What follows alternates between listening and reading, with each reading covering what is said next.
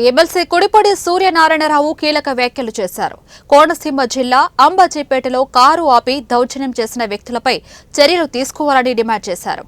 Ambajipeta main రోడ్లో కొందరు దుండగులు కారు ఆపి దాడికి తెగబడటంతో ట్రాఫిక్ తీవ్ర అంతరాయం ఏర్పడింది.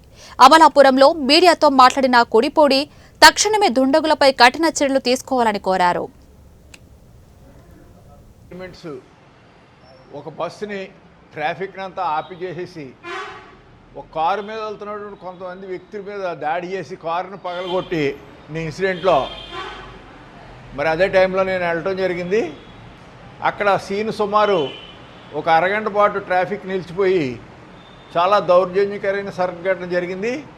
దీని మీద నేను ఎమ్మెల్సీగా నాకున్నటువంటి లెజిస్లేటివ్ పవర్స్లో ఎస్పీ గారికి నేను కంప్లైంట్ ఇవ్వడం జరిగింది. అలాగే ఆ సీన్ అంతా కూడా కొంతమంది ఔత్సాహికులు తీసినటువంటి వీడియోను కూడా మరి చూపిస్తానన్నప్పుడు కంప్లైంట్ మాత్రం తీసుకుని ఆయన వీడియో నేను తెప్పించుకుంటానని చెప్పడం జరిగింది.